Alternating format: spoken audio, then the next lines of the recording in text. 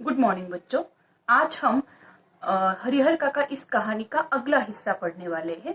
हमने last lecture में ये पढ़ा था कि हरिहर काका अपने परिवार से तंग आकर जो ठाकुर बाड़ी है वहां पर जाते हैं और ठाकुर जी भी लालच में इनकी अच्छे से देखरेख करते हैं। फिर इनके परिवार वाले उनको मनाने के लिए, परिवार वाले मतलब इनके भाई मनाने के लिए चले जाते हैं, लेकिन महंत कहते हैं कि आज रात इनको यही रहने दो।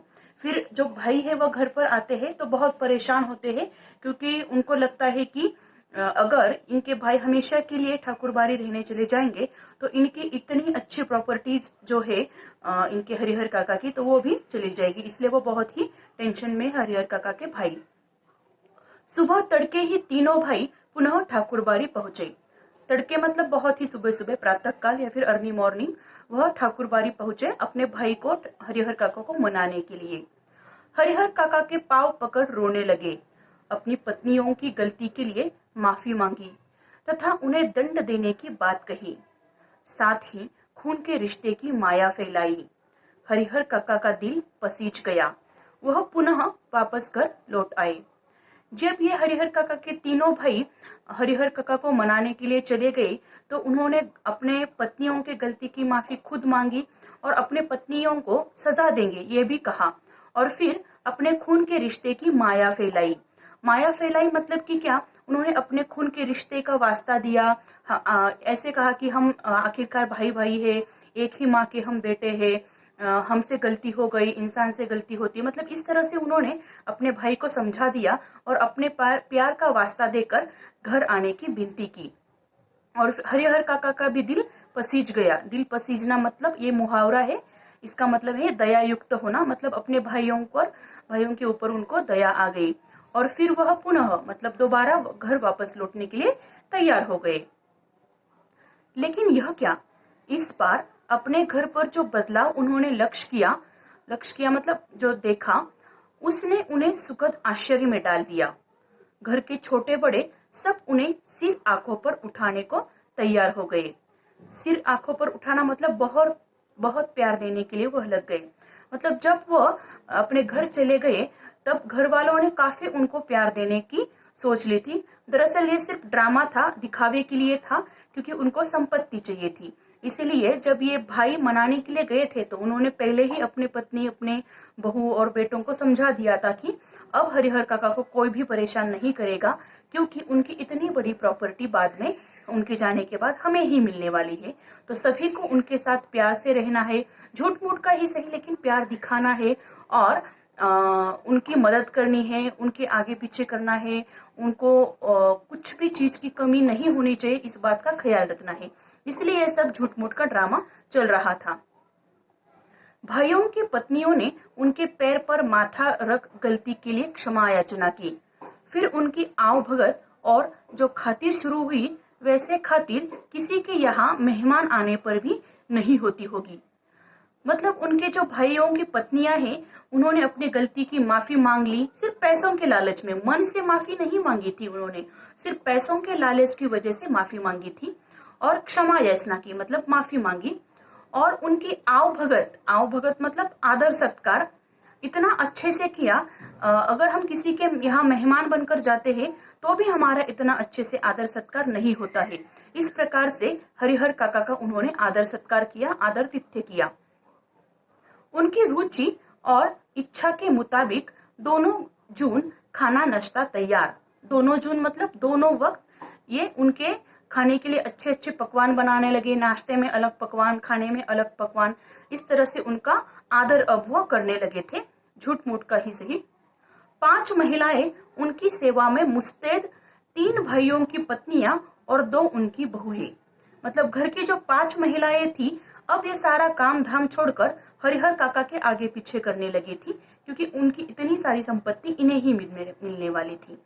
सेवा में मुस्तैद मतलब सेवा में तैयार रहने लगी थी। इनकी जो 3 भाई थे उनकी पत्नी और 2 बहुएं भी उनको थी, वो भी उनको सेवा में तैयार थी। हरिहर काका आराम से दालान में पड़े रहते, जिस किसी चीज की इच्छा होती आवाज लगाते ही हाजिर। मतलब हरिहर काका का जीवन अब फिर से अच्छे से शुरू हो गया था। आराम से अपने दालान में मतलब आंगन में वो पड़े रहते थे, जो कुछ चाहिए वह अपने परिवार वालों से, भाइयों की पत्नियों से मांग लेते। वे समझ गए थे कि यह सब महंत जी के चलते ही हो रहा है, इसलिए महंत जी के प्रति उनके मन में आदर और श्रद्धा के भाव निरंतर बढ़ते ही जा रहे थे। लेकिन इधर हरिहर काका के मन में सिर्फ यही चल रहा था कि उनके घर में अभी जो वातावरण बदल गया है सिर्फ महंत की वजह से बदल गया है। अगर महंत उन्हें न अपने घर में या फिर अपनी ठाकुरबाड़ी में रख लेते तो अपने भाइयों को सबक नहीं मिलता कि हरिहर काका को अच्छे से संभालना चाहिए। तो हरिहर काका के मन में महंत के लिए बहुत ही आदर और श्रद्धा भाव बढ़ रहा था, रिस्पेक्ट बढ़ रही थी। बहुत बार ऐसा होता है कि बिना किसी के कुछ बताए गांव के लोग असली तथ्य से स्वयं वाकिफ हो जाते हैं। वाकिफ होना मतलब पता चलना, मतलब कई बार ऐसे होता है, हमारे यहाँ पर भी मतलब शहरों में भी गांवों में भी ऐसे ही होता है कि हम किसी को कुछ नहीं बताते हैं, फिर भी गांव वाले लोगों को या फिर हमारे आसपास वाले जो लोग रहते हैं, पास पड़ोस वाले, उनको हमारे घर में जो कुछ हो रहा है वो अपने आप पता चल जाता है। शायद वो हमारी आवाज सुन लेते हैं या फिर हमारे यहाँ जो कुछ लोग आते हैं जाते हैं उन्हीं के माध्यम से उन्हें पता चल जाता है।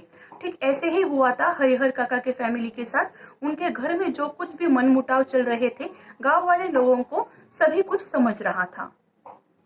हरिहर काका की इस घटना के साथ ऐसा ही हुआ। दरअसल लोगों की जुबान से घटनाओं की जुबान ज्यादा पैनी और असरदार होती है। मतलब हरिहर काका के जो घर में हो रहा है वह भी मतलब किसी ने अपनी जुबान से, अपने मुंह से नहीं कहा था, लेकिन इन घटनाओं की जुबान मतलब घटनाएं ही ऐसी तीव्र होती है कि वह ज्यादा पैनी मतलब नोकदार और असरदार होती है कि लोग मतलब निकालते ही है कि इनके घर में क्या चल रहा है। लोगों को भी बहुत उत्सुकता, क्यूरियोसिटी होती है कि हमारे आस पड़ोस वाले घरों में क्या चल रहा है। घटनाएं स्वयं ही बहुत कुछ कह देती है, लोगों के कहने की जरूरत नहीं रहती। न तो गांव के लोगों से महंत जी ने कुछ कहा था और न ही हरिहर काका के भाइयों ने। मतलब घटनाएं इतनी बड़ी हुई थी कि हरिहर काका ने कुछ नहीं कहा था, महंत जी ने भी कुछ नहीं कहा था, फिर भी गांव के लोगों को पता चल रहा था। क्योंकि जब घर में झगड़ा होता है तो आजू बाजू के लोग हमेशा देखते ही होते हैं और फिर घर वाले कौन कहाँ गए, कौन कैसे है, ये सब पता ऐसे बिना कामों के जो लोग होते हैं पता ही कर लेते हैं। इसके बावजूद गांव के लोग सच्चाई से अवगत हो गए। अवगत होना मतलब जानना। फिर तो गांव की बैठकों में बातों का जो सिलसिला चल निकला उसका कहीं कोई अंत नहीं। हर जगह उन्हीं का प्रसंग शुरू। कुछ लोग कहते हैं कि हरिहर को अपनी जमीन ठाकुर जी के नाम लिख देनी चाहिए, इससे उत्तम और कुछ बात नहीं। देखो, यह जो घटना गांव में हुई, इस हरिहर काका के घर में हुई, तो लोगों को अपने आप पता चल ही गई। फिर लोग इन्हीं बातों पर चर्चाएं करने लगी। क्योंकि हमारे यहाँ बहुत सारे लोग ऐसे होते हैं कि खुद के घर में जो कुछ चल रहा है वो किसी दूसरों को बताते नहीं है, और लोगों के घर में जो कुछ चल रहा है उसी विषय पर बहुत ही डिस्कशन में ज्यादा समय गवा देते हैं। ऐसे ही निकम्मे लोग थे इनके गांव में भी। तो वह लोग सोच रहे थे कि या फिर चर्चा कर रहे थे कि इनको जो अपनी जमीन है हरिहर काका को ठाकुर जी के नाम लिख देनी चाहिए। इससे कीर्ति भी अचल बनी रहती है। कीर्ति अचल बनना मतलब समाज में नाम होना। ये लोग कहते हैं कि अगर हरिहर काका इतना बड़ा दान कर देंगे तो इनका समाज में काफी नाम बढ़ जाएगा। लेकिन कुछ लोग ऐसे भी थे बिल्कुल इसके विपरीत अर्थ वाले थे।